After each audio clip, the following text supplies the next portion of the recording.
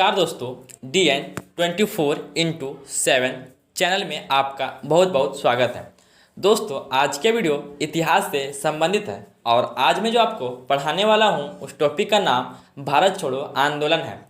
दोस्तों, इस वीडियो के अंदर हम लोग भारत छोड़ो आंदोलन क्या है, भारत छोड़ो आंदोलन के प्रारंभ होने के पीछे कौन कौन से कारण थे, साथ ही साथ इसके क्या क्या उद्देश्य थे एवं एक सबसे महत्वपूर्ण बात, भारत छोड़ो आंदोलन एक जन आंदोलन था, पूर्ण रूप से स्पष्ट करें।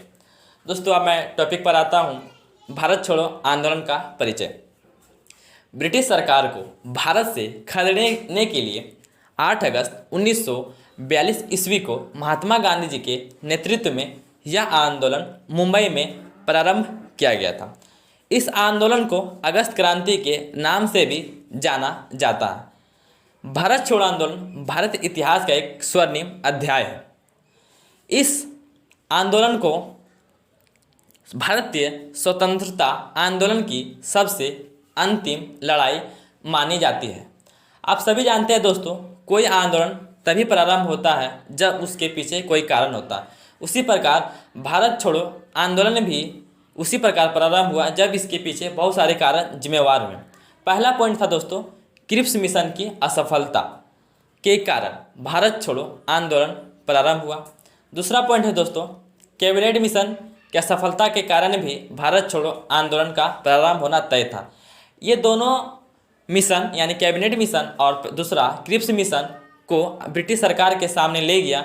दोनों में कुछ प्रस्ताव रखा गया दोस्तों, जिस कारण से इन्हें कुछ असफल कर दिया गया। क्रिप्स मिशन और कैबिनेट मिशन के बारे में मैं आपको पूर्ण जानकारी अगले वीडियो में दूंगा। तीसरा पॉइंट था दोस्तों, महंगाई। जब भारत छोड़ो आंदोलन चल रहा था उसी समय पूरे विश्व में दूसरे विश्व युद्ध भी चल रहा था, जिस कारण से दोस्तों क्या हो रही थी कि महंगाई असमान छूते जा रही थी। दिनों प्रतिदिन महंगाई बढ़ती जा रही थी, घटने का कोई नाम ही नहीं ले रहे थे। जिस कारण से दोस्तों भारतीय जनता व्याकुल होकर अंग्रेजों को भारत से भगाना चाहती थी। उनके मन में अंग्रेजों के प्रति एक अजीब सी पीड़ा या अजीब सा उनके मन में दोष पैदा हो गया था दोस्तों, उनके प्रति क्रोध का भाव आ गया था। अब इस आंदोलन के क्या क्या उद्देश्य था वो मैं आपको बता रहा हूँ। सबसे पहला दोस्तों था कि सरकार के कार्यों में सहयोग नहीं करना, अर्थात शासन तंत्र को पंगु बना देना। सेकेंड पॉइंट था दोस्तों, विदेशी वस्त्रों की होलिका जलाना, यानी विदेश से जितने भी कपड़े आए किसी भी प्रकार से उनका होलिका दान करना। थर्ड पॉइंट था दोस्तों, सरकार को कर भुगतान नहीं करना, यानी सरकार को किसी भी प्रकार का टैक्स नहीं देना। चौथा पॉइंट था दोस्तों, सरकार के आदेशों की अवहेलना, यानी सरकार का जो भी ऑर्डर लाएगी उसका फॉलो नहीं करना, उसका पूर्ण रूप से पालन नहीं करना, ताकि ब्रिटिश साम्राज्य या ब्रिटिश सरकार ज़्यादा दिनों तक भारत पर राज ना कर सके। दोस्तों, इस आंदोलन की प्रगति को मैं बताता हूँ। पहले यह आंदोलन छोटे स्तर पर था, धीरे धीरे बड़ा स्तर पर होता गया। आप सभी जानते हैं कि कोई भी आंदोलन पहले छोटा स्तर पर ही होता है, उसके बाद लोगों की एकजुटता के कारण पूरा धीरे धीरे फैलता जाता है। तो दोस्तों, सबसे यह आंदोलन 4 चरणों में चला। फर्स्ट स्टेज 8 अगस्त 1942 से लेकर 11 अगस्त 1942 तक।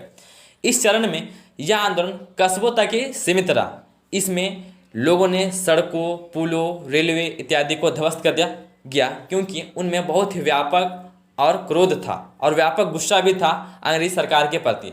सेकेंड पॉइंट है दोस्तों, 12 अगस्त 1942 से लेकर 22 अगस्त 1942 ईस्वी तक। इस चरण में ग्रामीण क्षेत्र के लोगों ने व्यापक रूप से आंदोलन का सहयोग किया, अर्थात आंदोलन में पूर्ण रूप से समर्थन दिया। थर्ड स्टेज दोस्तों 23 अगस्त 1942 से लेकर फरवरी 1943 तक।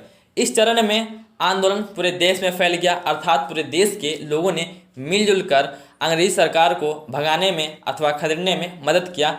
फोर्थ पॉइंट दोस्तों, मतलब चतुर्थ चरण फरवरी 1943 से लेकर मई 1944 तक। इस चरण में यह आंदोलन थोड़ा सा कमज़ोर पड़ने लगा, अर्थात शिथिल पड़ने लगा। फिर भी अंग्रेजों को अब समझ में आ गया कि वे भारत में ज़्यादा दिनों तक राज नहीं कर सकते।